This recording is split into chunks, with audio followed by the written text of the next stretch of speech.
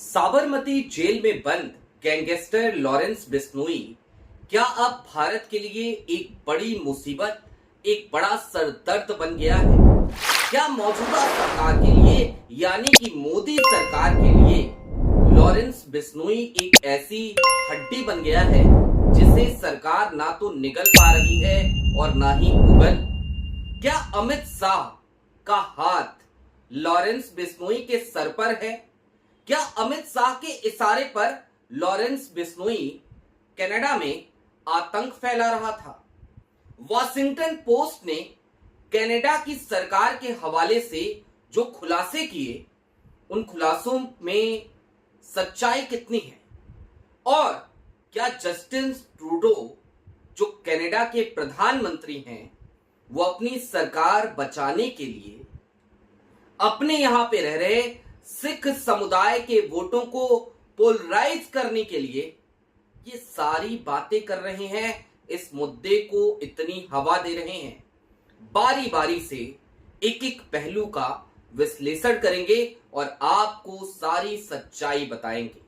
नमस्कार, मैं स्वप्निल और आप फिलहाल युगचरण न्यूज देख रहे हैं। युगचरण न्यूज के माध्यम से आपको लगातार निष्पक्ष, सही, सटीक खबरें मिलती हैं।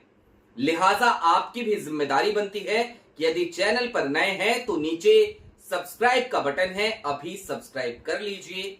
अगर कंटेंट पसंद आए तो अपने मित्रों के साथ शेयर भी कीजिएगा। आगे बढ़ते हैं, खबर की तरफ चलते हैं। खबर क्या है? खबर तो यही है कि इन दिनों लॉरेंस बिश्नोई सुर्खियों में है। बाबा सिद्दीकी की मौत के बाद सुर्खियों में तो लॉरेंस बिश्नोई आया ही था, लेकिन फिर अचानक से वॉशिंगटन पोस्ट ने एक बड़ा खुलासा कर दिया, जिसे पूरी दुनिया खुलासे के तौर पर ही ले रही है। हालांकि बात इधर है कि दरअसल वॉशिंगटन पोस्ट ने जो कुछ भी कहा, वो सब कुछ कनाडा सरकार के हवाले से ही कहा है। अब पूरा माजरा क्या है, एक एक करके समझते हैं। सबसे पहले यह जान लीजिए कि वॉशिंगटन पोस्ट ने कहा क्या है। वॉशिंगटन पोस्ट की माने तो कनाडा की सरकार ने जो जानकारियां साझा करी हैं, उसके मुताबिक देश के एनएसए यानी कि अजीत डोभाल और कनाडा के उनके समकक्ष के बीच और कुछ और अधिकारियों के बीच सिंगापुर में पिछले साल एक बैठक हुई।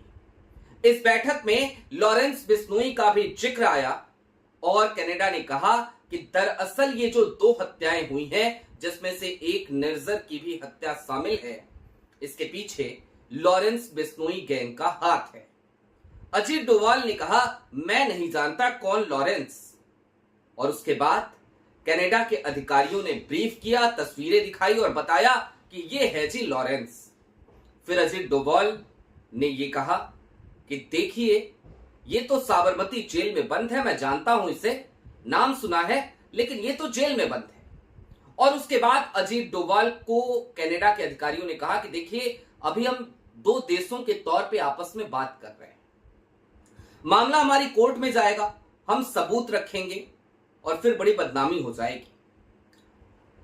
बतौर वॉशिंगटन पोस्ट अजीत डोभाल ने वहां पे जवाब दिया कि आप ये मान के चलिए कि मेरी और आपकी कोई बैठक नहीं हुई है, और आपको जो कहना है कहिए कोर्ट में, जो सबूत रखना है रखिए कोर्ट में, हम हर सबूत को डिनाई कर देंगे, क्योंकि हम ऐसे सबूतों को सबूत नहीं मानते।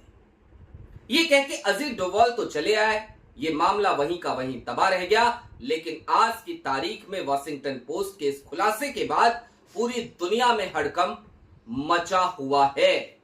लेकिन एक मजबूरी और भी है, उस मजबूरी की तरफ चलेंगे। वो मजबूरी जस्टिन ट्रूडो की है, लेकिन उससे पहले यह समझ लीजिए कि साबरमती जेल में बंद लॉरेंस बिश्नोई किसी और एजेंसी के या किसी और राज्य की पुलिस के हत्थे चढ़ ही नहीं सकता। जी हां, आपके स्क्रीन पर एनडीटीवी की एक खबर है। यह खबर यह बताती है कि दरअसल अगस्त 2025 तक बीएनएस की धारा 303 के तहत यह प्रतिबंध लगा हुआ है कि उसे कोई भी पुलिस या कोई भी एजेंसी साबरमती जेल से बाहर अपने साथ कहीं भी लेकर नहीं जा सकती, यानी कि उसकी हिरासत भी नहीं मांगी जा सकती। मौजूदा समय में आपको पता है बाबा सिद्दीकी की हत्या होती है, लॉरेंस बिश्नोई का नाम आता है, लेकिन मुंबई पुलिस चाहकर भी लॉरेंस बिश्नोई को अपने हिरासत में नहीं ले सकती, उससे पूछताछ नहीं कर सकती, क्योंकि इनके आड़े आता है गृह मंत्रालय का एक आदेश, गृह मंत्रालय जिसके मुखिया हैं अमित शाह। अब ये तो आपको समझ में आ गया, लेकिन अमित शाह का भी नाम आया है कनाडा वाले मामले में। दरअसल कनाडा गवर्नमेंट की माने तो उनकी तफ्तीश ये बताती है, कनाडा की पुलिस की तफ्तीश ये बताती है कि दरअसल भारत के राजनयिक जानकारियां जुटाया करते थे और वो जानकारी भारत में भेजते थे। भारत में रॉ को वो जानकारी मुहैया कराई जाती थी, अमित शाह को वो जानकारी मुहैया कराई जाती थी और फिर वो जानकारी भारतीय एजेंसियों की तरफ से लॉरेंस बिश्नोई के गैंग को मुहैया कराई जाती थी और फिर लॉरेंस बिश्नोई इन तमाम हत्याकांडों को अंजाम देता था। ये कहना है कनाडा की पुलिस का, ये आरोप लगे हैं भारत की सरकार पे, भारत की एजेंसियों पे, यानी कि आरोप ये लगे हैं कि देखिए गैंगस्टर की मदद से आप किसी दूसरे मुल्क में हत्याएं करा रहे हैं। लेकिन अब समझिए जस्टिन ट्रूडो की मजबूरी, और साथ ही साथ मजबूरी ऐसी कि भारत सरकार ने भी उसका खुलासा कर दिया है। जस्टिन ट्रूडो एक अल्पमत की सरकार चला रहे हैं, यानी कि सरकार कभी भी गिर सकती है और वहां पर उन्हें समर्थन चाहिए। किसका चाहिए? तो एक सरदार जी हैं, मैं नाम नहीं लूंगा, वो सरदार जी प्रो खालिस्तानी माने जाते हैं। अब जो सरदार जी हैं उन्होंने जस्टिन ट्रूडो की सरकार को समर्थन तो नहीं दिया है, लेकिन उनकी सरकार को अपोज भी नहीं करते हैं, तो एक मिला जुला सा समझौता चल रहा है वहां, जिसकी वजह से जस्टिन ट्रूडो की सरकार चल रही है। कनाडा की डेमोग्राफी को भी एक बार समझ लीजिए। कनाडा की डेमोग्राफी का मतलब यह है कि वहां पर 2% की तादाद भारतीय सिखों की है, ऐसे सिखों की जिनमें से अधिकतर प्रो खालिस्तानी माने जाते हैं। और जस्टिन ट्रूडो चूंकि वहां चुनाव होने वाले हैं, तो जो कुछ भी कर रहे हैं, ऐसा आरोप उन पे लग रहा है कि वो सब कुछ अपने चुनावी फायदे या चुनावी नुकसान को ध्यान में रखते हुए कर रहे हैं। ये कहानी का दूसरा पहलू है जो खुलकर अभी तक कोई भी आपको ब्रीफ नहीं कर रहा है, लेकिन एक तीसरा पहलू भी सामने आ जाता है। तीसरा पहलू जो अमेरिका से जुड़ा हुआ है।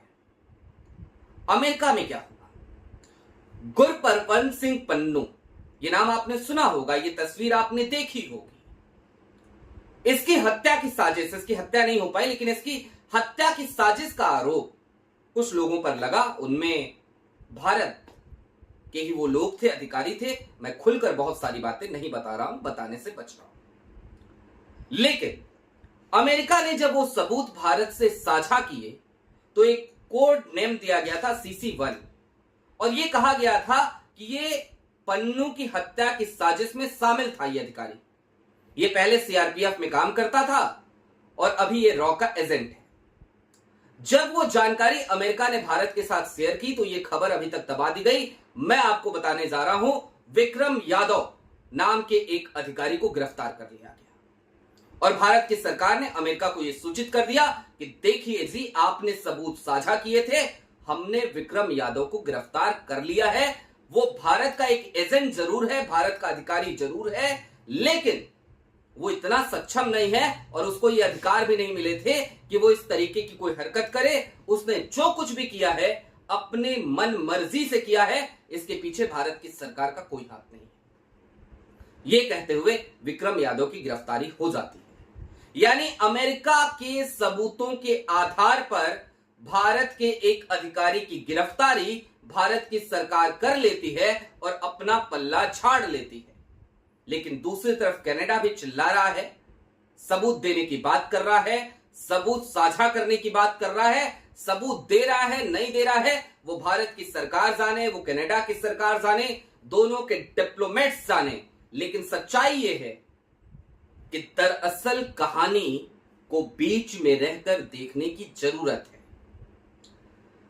अब बीच में रहकर जब देखेंगे तो दो बातें जो मैंने आपको बताई उन पर आपको ध्यान रखने की जरूरत है। एक तो अगस्त 2025 तक गृह मंत्रालय का एक आदेश जो आड़े आता है साबरमती जेल से हिरासत में नहीं लिया जा सकता लॉरेंस बिश्नोई को, यानी कि गृह मंत्रालय नहीं चाहता लॉरेंस उस जेल से बाहर निकले। लेकिन दूसरी तरफ जस्टिन ट्रूडो, दूध का धुला कोई नहीं, जस्टिन ट्रूडो के साथ भी मजबूरी है, राजनैतिक मजबूरी है। चुनाव हारने की समस्या सामने खड़ी है, कुर्सी जाने की समस्या सामने खड़ी है। तो निश्चित तौर पर यह कहा जा सकता है कि दोनों तरफ की दालों में कुछ न कुछ काला जरूर है। आगे आपको और भी विस्तार से बहुत सारी बातें बताएंगे। फिलहाल के लिए इतना ही। युग चरण पर बने रहिए, कल फिर आपको समझाएंगे और बताएंगे कि इस पूरे मामले में और क्या क्या निकलकर सामने आ गया है। जिक्र अमेरिका के उस पूरे मामले का होगा, जिक्र उन 6 राजनयिकों का होगा, जिक्र विक्रम यादव का भी होगा, गुप्ता जी का भी होगा। लिहाजा चैनल पर नए हैं तो सब्सक्राइब करते हुए जाइएगा। शुक्रिया।